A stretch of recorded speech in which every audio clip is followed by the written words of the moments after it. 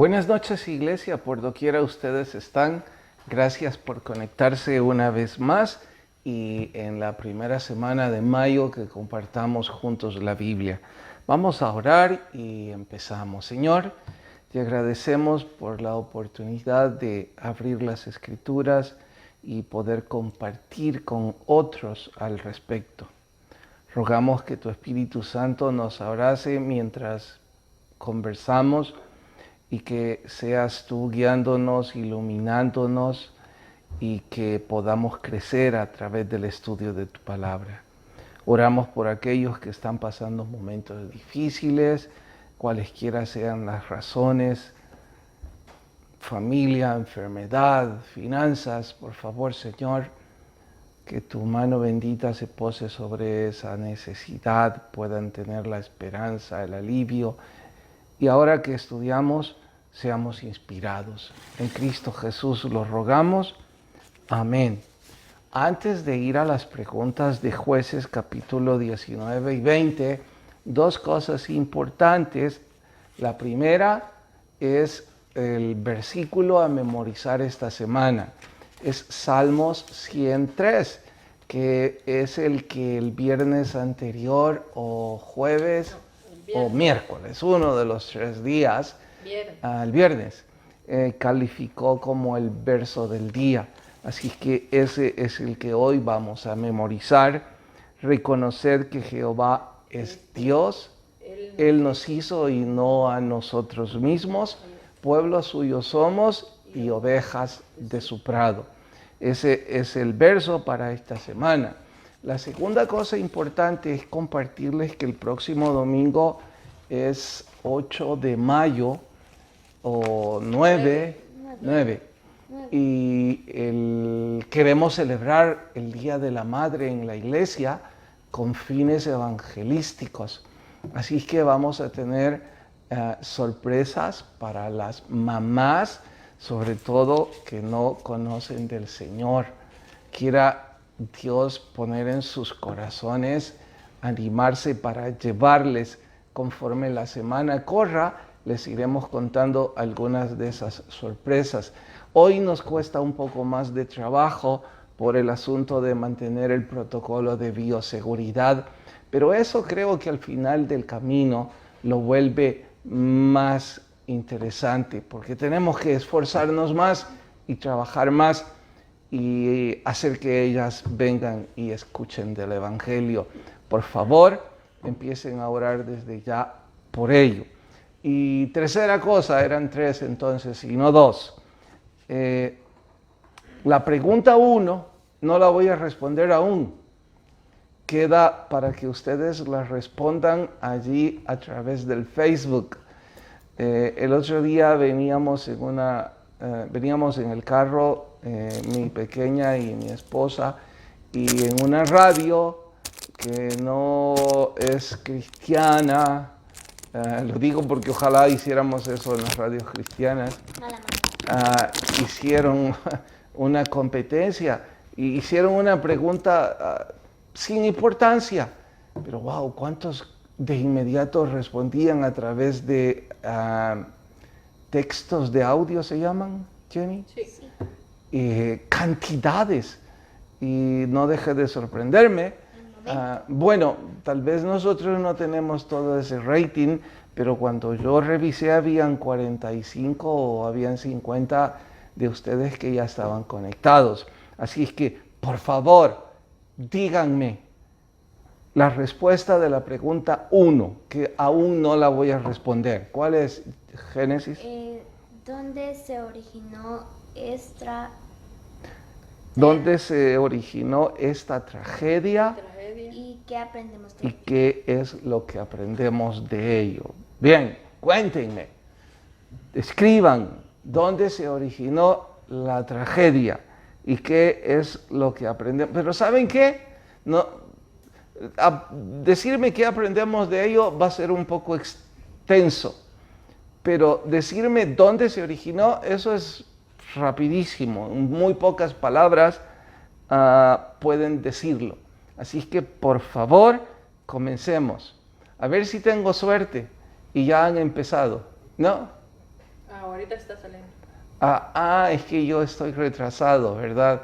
Si el asunto este del rebote de la señal hace que yo la respuesta de ustedes la reciba casi un minuto después de que ustedes pueden darla. Así que yo voy a avanzar creyendo que sí están enriqueciendo el programa y nos están escribiendo. Bueno, vamos a la pregunta 2 entonces, Génesis. La 2 dice, cite los pecados cometidos en el capítulo 19. Wow, mejor debí preguntar qué pecado no aparece en el capítulo 19, porque es una saga a cual peor, desde orgullo, yendo por adulterio, fornicación, lujuria, asesinato, terrible, una larga lista de pecados. Y quiero sumarle en esto, porque es probable que alguno quiera escribir que todo esto se originó porque no había rey y cada quien hacía lo que quería. De hecho, ¿alguien ha puesto eso?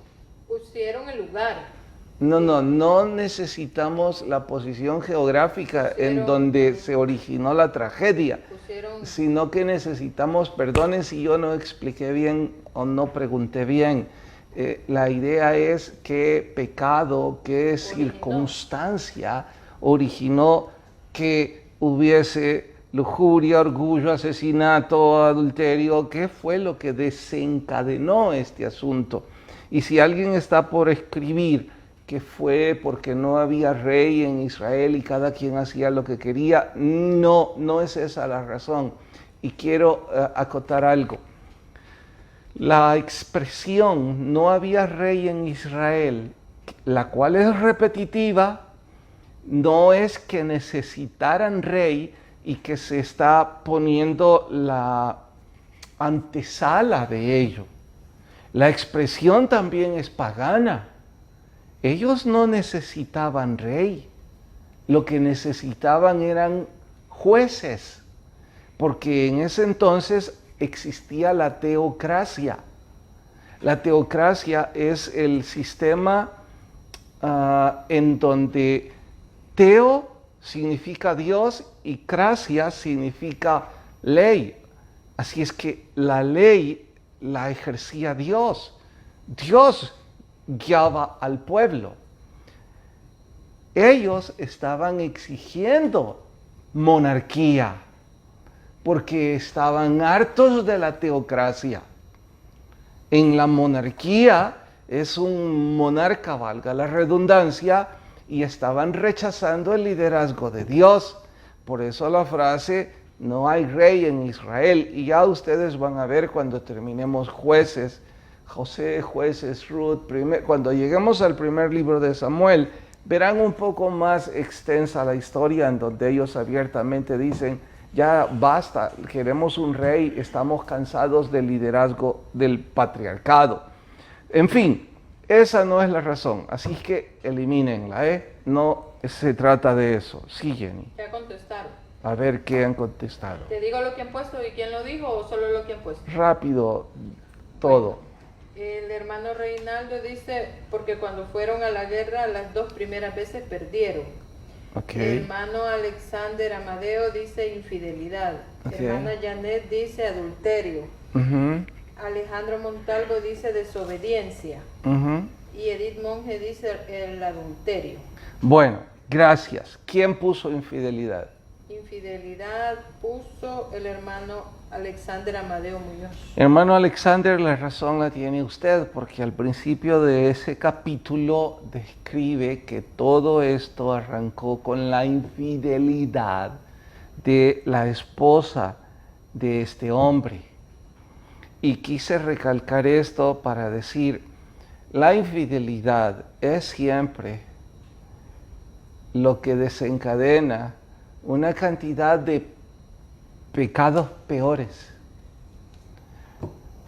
Quiera Dios que las infidelidades no se sumen a una historia como esta hoy día, en donde incluso el suicidio, el abuso y todo lo que ustedes ya leyeron ahí, pero siempre desencadena todo tipo de pecado, de angustia, de tristeza, de dolor. Y me atrevo a decir algo, aun cuando no tengo hoy por hoy números para ratificar lo que he de decir. Y seguro alguien diría, bueno, ¿y entonces para qué lo dice? No más es la experiencia pastoral de este servidor, la cual no es muy útil, pero les ruego me permitan decirlo.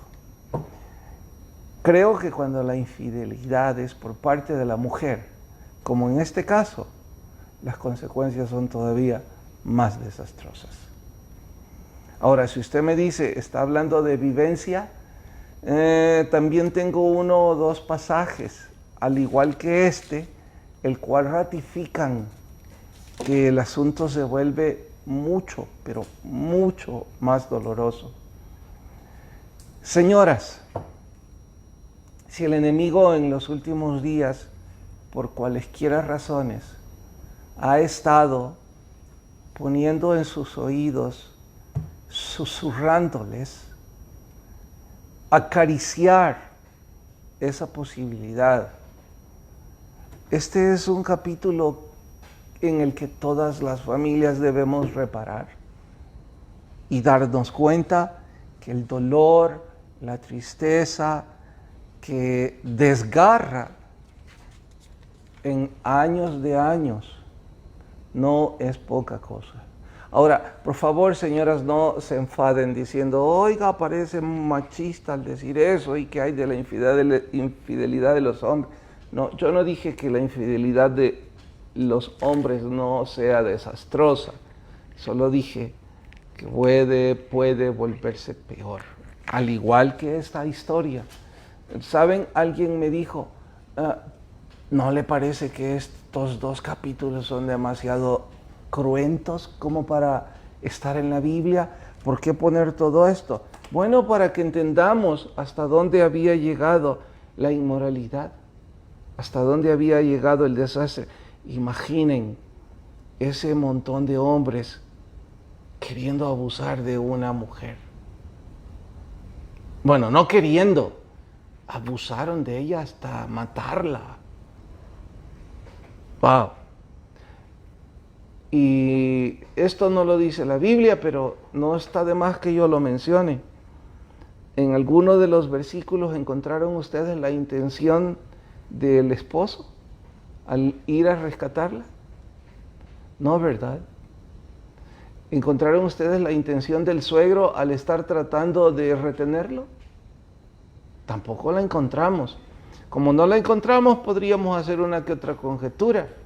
Parece que el suegro temía que se tratara de una venganza y quería asegurarse. Y si ese es el caso, yo diría, no me sorprendería. Bueno, sigamos. Gracias a los que enriquecieron esto. La 3. Pregunta 3. ¿La guerra era justificable? Ninguna guerra es justificable. Cuando escuchamos atrocidades como esta, o escuchamos atrocidades en los libros de historia, como la que Hitler propinó a los judíos, a ver si me recuerdo cuál fue el general que dijo esto. Siempre lo olvido. Creo que fue Dwight Eisenhower. Creo. Qué raro nombre. ¿Para qué lo digo? Porque no lo estoy seguro. Pero él dijo frente a una pila de cadáveres estivados uno tras otro en una especie de fosa común. Fotografíen esto, porque un día el mundo dirá que esto no era cierto. Y ese día que recuerden que el mundo se había vuelto loco. Porque ¿quién puede asesinar tantas personas solo por el hecho de ser de otra raza, de otro país, otra ciudadanía? Bueno, algo parecido estaba sucediendo. Ahora, el asunto de que si las guerras son justificables, ninguna lo es. Pero pastor, ahí describe que el Señor los mandaba a hacer guerras. Sí, ¿y quién las peleaba? Dios. Y sino en todas, en la mayor parte de ellas, encontramos una victoria sobrenatural, como la de Jericó, o como la de Ahí, en donde cuando empezaron a pelear, ya se habían matado entre ellos el ejército enemigo, o como cuando se enfrentaron a 300, un ejército con caballos de guerra. En todos esos casos fue la mano de Dios, y ya dije antes, no puedo explicar por qué Dios no dijo va a caer fuego del cielo, pero no es que nuestro Dios esté promoviendo guerra. Él es el que hará justicia. Él es el que pondrá cada cosa en su sitio. Así es que esto lo estoy diciendo por si alguna vez se nos viene a la mente, el enemigo nos susurra que una venganza o una guerra puede ser justificable o aplaudible por la Biblia. Nada de eso sería así. ¿Hay algo? El hermano Reinaldo pregunta, ¿por qué perdieron las 2 primeras veces cuando fueron a la guerra si Dios les dijo que fuesen? Muy importante. Dios los estaba poniendo en su sitio a todos. Entonces Dios, ¿sabe? Voy a responderle eso con la última pregunta.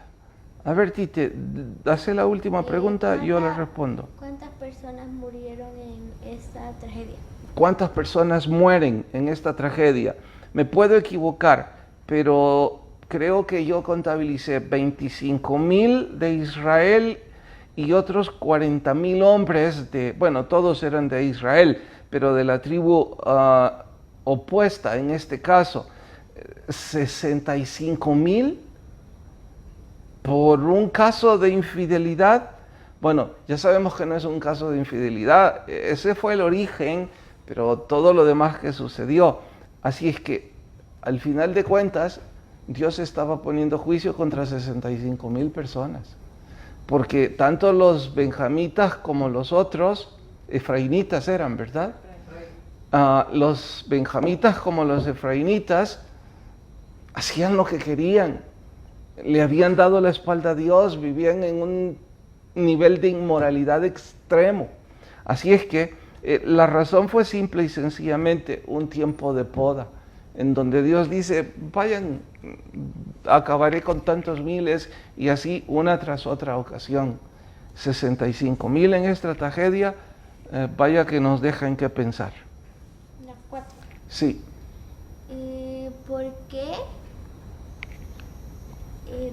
Los de Benjamín no quisieron entregar a los culpables por el nivel extremo de inmoralidad en que vivían.